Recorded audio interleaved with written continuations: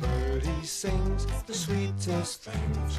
Bump the elephant isn't quite as eloquent because the sound gets tangled round in his trunkety-trunk.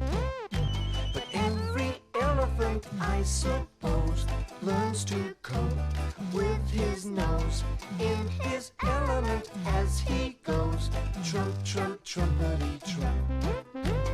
Birdie skips and never trips.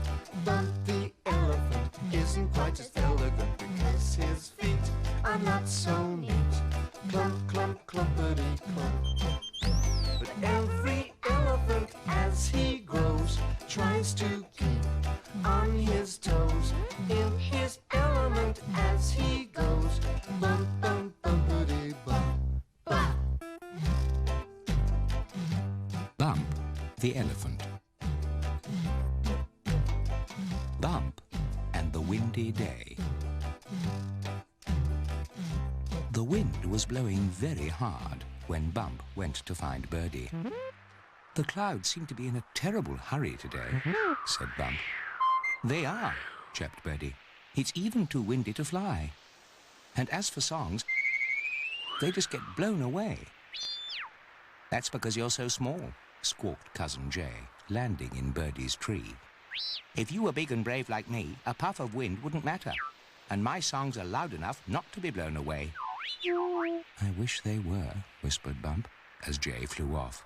"Take no notice, Birdie. Look at Whizzer. He doesn't like the wind either." "It's almost impossible to pedal," puffed Whizzer. "When you stop, the wind blows you backwards." "My shell stops me being blown away, but it's heavy enough at the best of times," grumbled Munch. "We simply can't keep our ears straight in this wind," complained Little Bun. "I think we'll stay indoors today."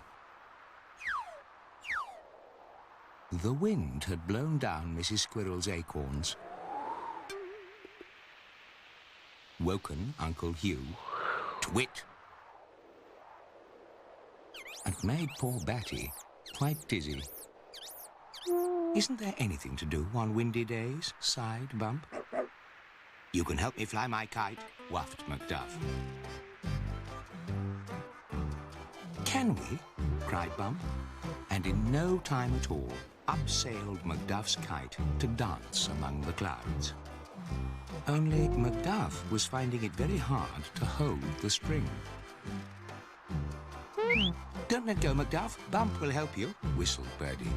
But before Bump could do anything to help, the string snapped, and away went Macduff's kite. Down and down it plunged, giving Cousin Jay a terrible fright on the way.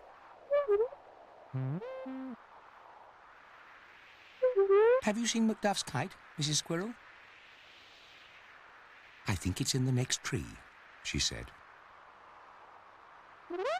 "There it is," cried Bump.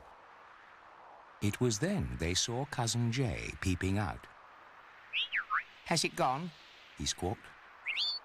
"That big red monster that was chasing me?" "Eek! There it is!"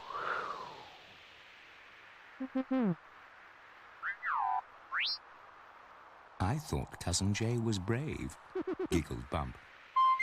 "We didn't have time to tell him it was only Macduff's kite," twittered Birdie.